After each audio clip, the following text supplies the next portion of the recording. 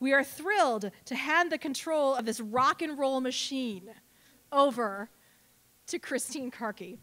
Christine's last production with us was another 1950s-inspired musical, All Shook Up. Before that, she directed Meet Me in St. Louis and The Boyfriend for us, and we are pleased as punch to have her back. Miss Christine Karki.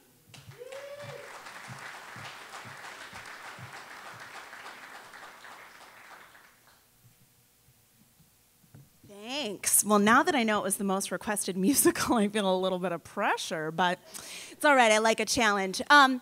Truly, summer to me, there's not a musical out there that says summer to me more than Grease.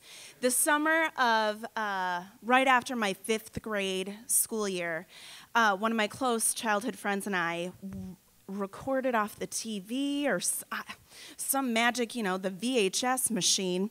Somehow we miraculously recorded Grease and Grease 2 on the same VHS. And I don't know if you've ever seen Grease 2.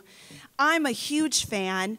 I think I'm one of the only ones. But that's not the show we're doing. We're doing Grease, the original, and my friend would always get mad at me because I'd call it Grease 1. It's not Grease 1, it's just Grease.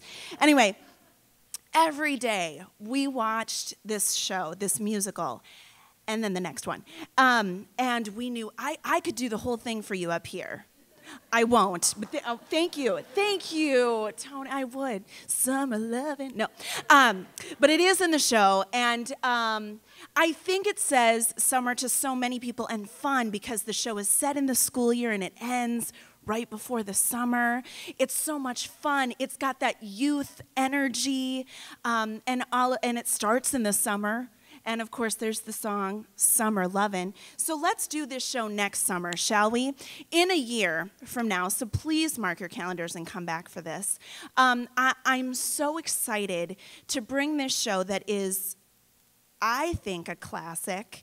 It's certainly a classic in my life. I know it is to a lot of people, obviously, since it's requested so much. And hopefully we're going to do some new things to it as well. And not even that new. We're not going to, steampunk it up, or like I made a joke, it's going to be post-apocalyptic Greece or something. No. But I would, okay, so first of all, if you're not familiar with Greece, let me just lay out the story. It's very, very complicated. Boy and girl meet in the summer. Boy and girl like each other. Boy and girl have to go away to their own hometowns. Miraculously, they end up together at the same school, but they don't know it. Because, well, you come see the show and figure out why that happens. But it's not that hard to follow.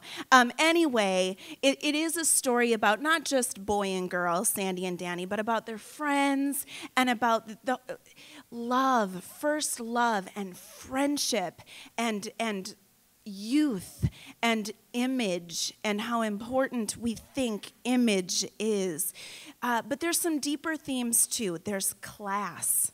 There's socioeconomic things going on. And the show was written in the early 70s about the very late 50s. And the show has these very seemingly surface level issues.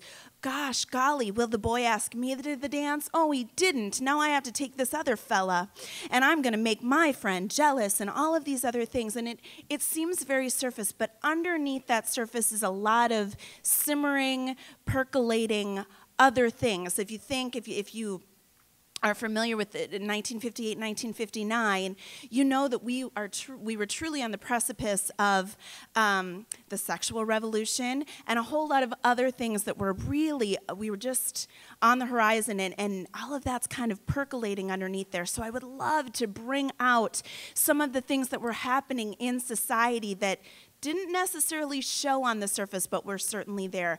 I liked, I think you said radical. Did you use the term radical? No, rebellious, that was it, rebellious, ding, ding, ding. I like the term rebellious. I like the term gritty.